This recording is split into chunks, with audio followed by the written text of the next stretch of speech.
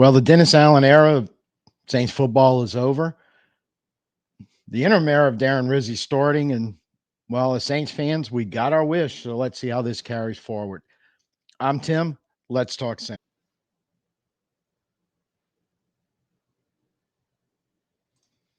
So, and we get to start over, poo poo.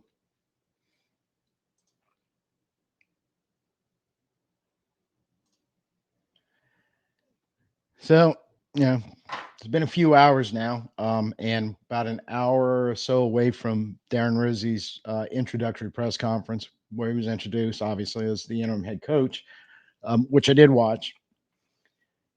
And do have a couple of not much coming out of it, some things to talk about, but two clips I definitely want to show you. But we had talked about it last night on the live stream about the possibility if this happened, Rizzi was going to be the interim, bringing up special teams coach, and he says it in his press conference uh, that he thinks it's a good idea because as a special teams coach, he interacts basically with all the players on the roster at normally at some point or another.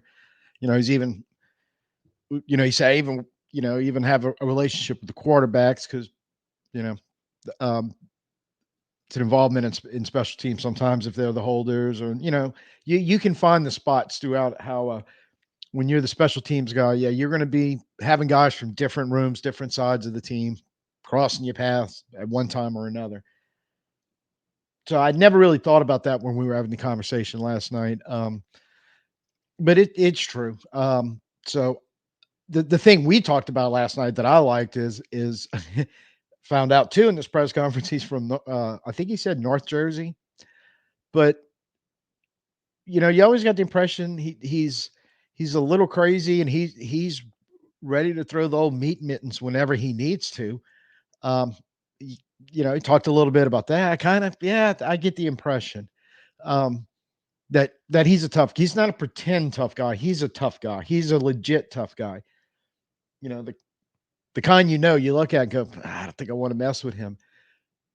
And he talked about it being a fighter, being passionate, and some of that shows up in one of the clips I am going to show you. So, as an interim, I think he may be the guy that we're looking for. I I don't know for sure if there's a mandate, if there's a plan being handed down, if or and I don't think we're gonna know. He was kind of asked along those lines, and there was a few other questions that the media was trying to ask him prior out of it. But he said, "Yeah, I had that conversation with so and so, but we're going to keep it private." One of them was obviously Dennis Allen when he kind of left the building, but another one he mentioned they were trying to. Did you talk to Miss Gail or Mickey? And he kind of threw that out there. So I don't know what that all means. I guess it's going to kind of unfold, but he did actually outlay some of the stuff that whether it was mandated to him or he's the fighting leader because I something we talked about last night. People brought up that he's a true leader of men, and often got that impression about him. And I think there's a lot, if not most, if hopefully all those guys in the locker room believe that and are ready to follow him because right now that's first thing to do to right this ship. Um, as far as the locker room is concerned, you got to get everybody going in the same direction again because you got to try to. And when I say salvage, I don't mean a playoff run, a win. The culture, whatever. Get rid of whatever the toxins are in there, and whatever is still healthy. You got to keep and start building on that. I think that's the most important job he has as interim manager. He, you almost certainly we're going to have to pull somebody off the staff, and he was probably the right guy to do it. So we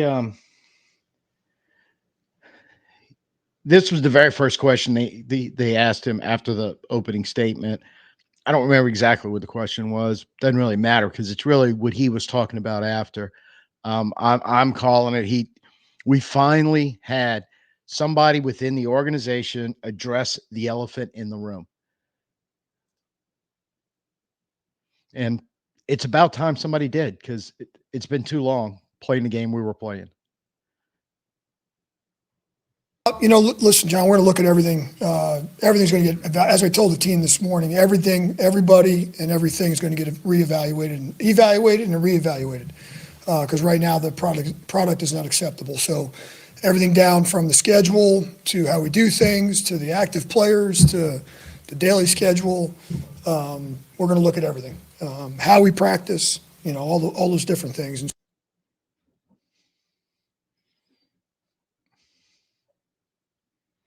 Refreshing to hear somebody acknowledging, basically, hey, none of this is working. Obviously, you lost 7 in a row, but got to go look at everything.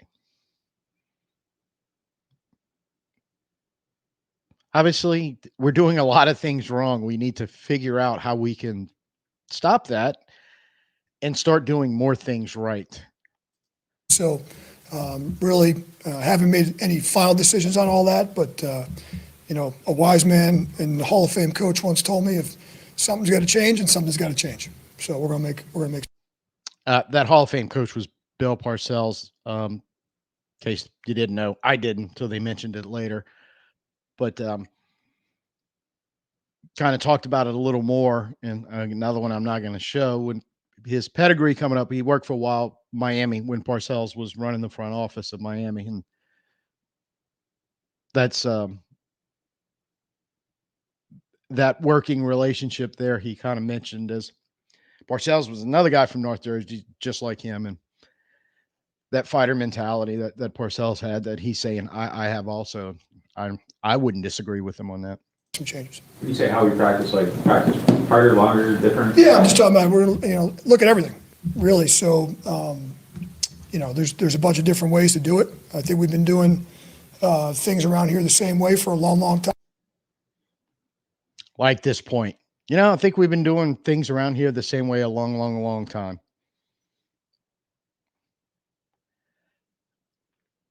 Now, what I was saying earlier, that I'm, pretty sure some conversation with Miss Gail and Mickey and whoever else, that he didn't really, it's a private conversation. Don't want to talk about it. So because this is sounding like, and I think he says later on that he is going to evaluate and try to work and change and everything that falls within his scope as interim head coach. So I don't know if this is him being the leader of men that everybody has really talked about, that he is going, hey, I'm taking the bull by the horns and going fix this shit. Or if he did get a mandate from higher up. And I think it matters. And we may know eventually, but we don't know right now, because if it's just him taking the bull by the horns, that's only going to go so far. It has to go further up the chain. It's got to be a top down. So really, really hoping that the decision to fire Dennis put some fear in some people, including Mickey Loomis, enough to go, we're not untouchable. They can bounce us right out of here. Let's go ahead and start fixing stuff. And then let's empower the guy most likely on the current coaching staff in the short term, over a span of 9 weeks, that might be able to do it. And like I said earlier, get rid of the toxins and try to salvage and rehabilitate whatever is left that may be healthy. And maybe some are good, maybe some aren't, and we can make some changes. So, but there'll be some different things that we do for sure. Is that looking at minor changes in who's going to play as well as? Yeah, I mean, not to sound like a broken record, but literally we're gonna reevaluate everything, reevaluate everybody, everything, the staff, the coaches, the players, because right now when you lose 7 games in a row, we're obviously not in a place where we can just stay status quo. I don't think this is going to be Darren Rizzi taking over the steering wheel, and we're just going to keep the ship moving forward. We got to make some changes along the way. So.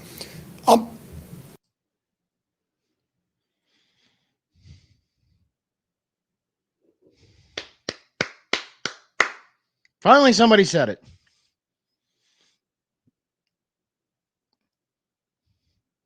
Obviously not working. We've got to make some changes. You got to start somewhere, and I'm glad somebody within the first 3 hours of the new era is literally addressing the elephant in the room. We got to make some changes, and it's got to start somewhere. Well, even if it's a practice schedule, and we're changing that, and that works out, and makes a difference. I mean, I think that. I mean, obviously, isn't going to help you become a Super Bowl team, but you got to start somewhere. But that attitude needs to just spread throughout the whole organization and realize we in no way, shape, or form can keep doing what he kind of talked about, the same things over and over and over again and never change anything. And then realize, like, suddenly it seems like the organization kind of has, like, not only hadn't this not worked, it's actually almost buried us to the point where we're unrecognizable as an organization to what we were just 5 years ago in 2019. And that never should have happened.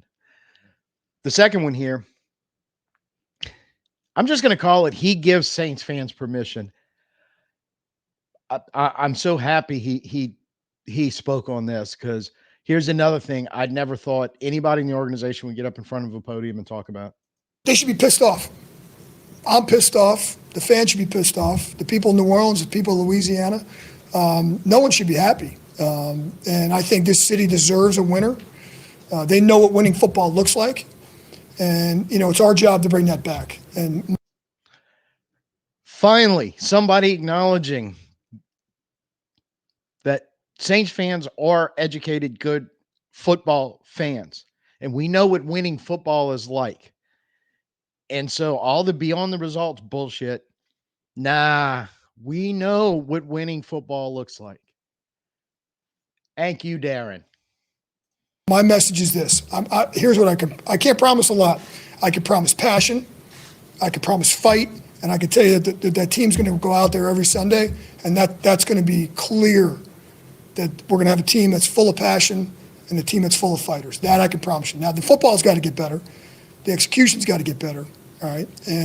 But we're not going to lack those two things. And I tell you that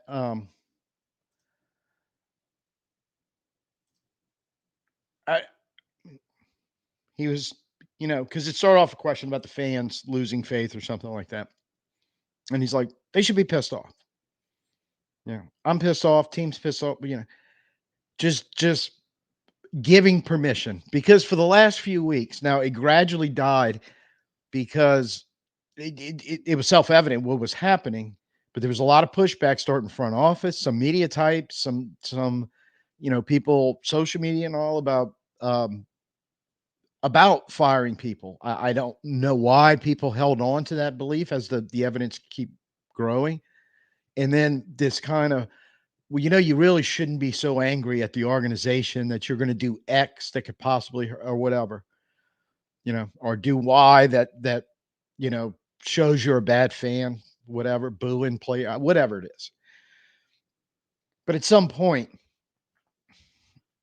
it's not, as fans, we're bad people or wishing bad things to happen on anyone, because I believe we're not, but we're pissed off, and we have the right to be pissed off. And I'm so happy finally somebody in the organization acknowledged, yeah, this has been terrible football. It's lacked passion. It's lacked fighting. The fans of the New Orleans Saints know what passion and fighting is all about, and they know what good football is all about, and we haven't given them any of that, and they have the right to be pissed off. So again, thank you, Darren, for saying that.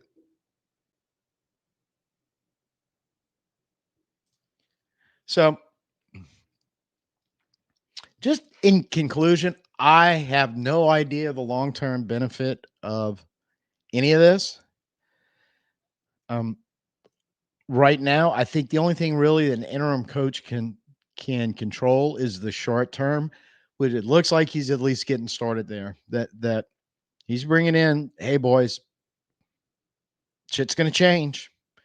And another part that I didn't show you, he kind of addressed the fact that this roster is full of guys that are supposed to be developing. So he's acknowledging that also, and that at another part, they kept trying to bring up the roster, playing the young guys. And he was like, look, we haven't looked at all that yet. They were asking questions. Guys been the head coach for 2 hours and has been in meetings and all this stuff till he walked out and talked to them going, yeah, guys, back off. I think they're in the process of figuring it out. But what we do know and why they're taking this long to figure it out, and he can't answer a lot of this stuff because they decided they're not doing the same old stuff they've been doing that hasn't worked. So at least there's a plan. No clue what it's going to look like in the short term, but I can tell you this, it has a greater chance of success than to continue doing what we had been doing. And I think acknowledging now, one thing he did say, and he said emphatically, as far as I'm concerned, Derek Carr is the starting quarterback. For anyone who's like, well, maybe they'll play Hayner or Rattler more. Doesn't sound like, at least this weekend against Atlanta. And he also brought on the fact that this is all going to be settled when the players come in on Wednesday. I believe he said Wednesday, to start their week, that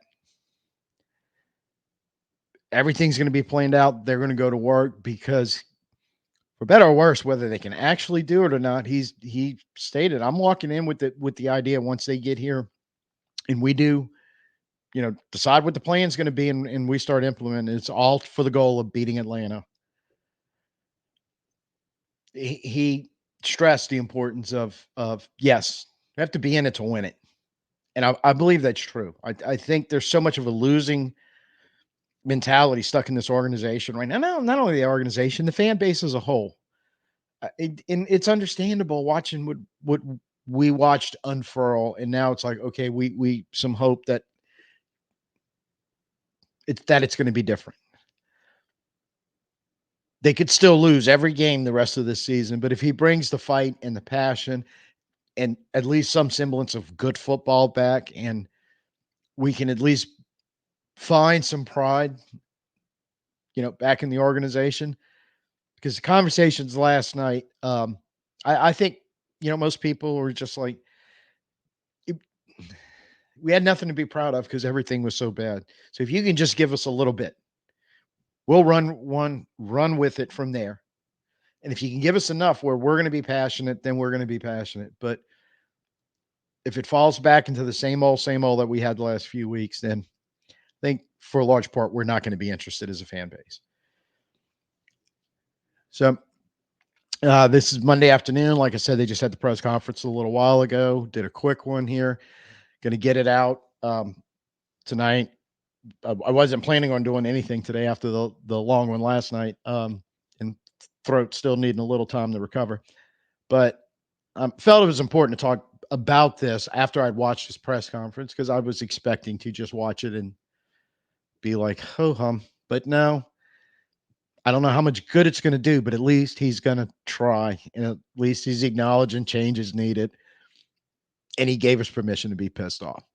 Give me a thumbs up for at least Darren Rizzi, if nothing else. However this season turns out, he gave us that in the first 4 hours of him being the interim head coach. And before we go, the rest of this is tomorrow at some point. I have a meeting tomorrow morning at 11 a.m. that I have to be at. So right after lunch, as close as I can get, I am planning to live stream, which was another reason why I was trying not to do anything today, because, man, last night was a long one, but it was a hell of a fun one. So thank you guys and ladies. To kind of coincide with the trade deadline ending tomorrow. So I'd kind of like to be live, at least for the end of it. And whatever I'll have to catch up on, because like I said, I got something I can't miss tomorrow in the middle of the day. So I know crap's going to be happening while I'm in there. So once I get out, hopefully, yeah, we'll have everything down. We get in here, we can talk about it. If there's any dead space, we can fill it in. Because the other thing, they're already kicking around names. The first one they're kicking around is Aaron Glenn. Did a little look into him earlier. Going to get a little more defined, kind of roll through and see what names are popping out. Then in the 45 minutes it's taken me to run all this, they may be throwing another name out there. I think it's all a tad bit too early for that in a way, but in a way, no, it's never going to be too early in the situation we're in. So we'll go over Aaron Glenn. I'll see whoever else is out there. I remember seeing something last week, and I'm going to look at this one. somebody making a case for Mike Vrabel somewhere. If I can go find the video, I'll watch it. I didn't watch it at the time. I just saw the title. So I'll look at him if there's any reasonable expectation he may be in the mix, which I would be surprised, but you never know because I know a lot of him as a player, not a whole lot as him a coach, other than a little stint he had at Tennessee. So as a head coach there. So we can run through those the best that we can while waiting all this out and hopefully wind it up with this thought. Hopefully it's going to work out where the Saints can do something tomorrow like we discussed last night. And I'm sure Kai Hartley has much better ideas than me on how to do it, but we know it's kind of doable if they want to do it. And it would probably start with finding a trade partner for Marshawn if you could. But start doing whatever you can do right now to start on that process of alleviating cap space and hopefully getting some type of draft capital in return for it. It'd be nice to start the rebuild here while we can in these last 9 weeks as much as we can. So we're that much closer when 2025 comes in, because that's where the real work for the rebuild is going to start. So the sooner you start, hopefully the less painful and the shorter amount of time it's going to take to get where you need to be to get this organization back where we want to go. So first time here, please go ahead. Hit subscribe for me, hit the like, hit the share, hit the notification. So like tomorrow, as soon as I can, I'm going to post the time on when we're going live up. So if you hit the notification, the bell will ding and you'll know. And I'll try to do that in the morning before I leave for my meeting. So we'll kind of have an idea of when everything's kicking off. And I really hope by the time we are in that, like I said, when we get together in that time and start a live stream, the Saints have already made some of those moves we really want them to make. So, and the last thing I got to say, at some point early this morning, I don't exactly know when it happened and I don't know who it is, but whoever the 500th subscriber was for me this morning, thank you very much. As much as thank you to the other 499 that preceded them. 500 is a really big mark for YouTube. And I only started this in March. It hadn't even been a year yet. And I would not conceivably thought it was possible. And the only reason why it is possible because of all the support that you guys and gals have given me over the last 9 months or so. So thank you very much. And till I see you tomorrow, I'm Tim. Peace out and hoot at.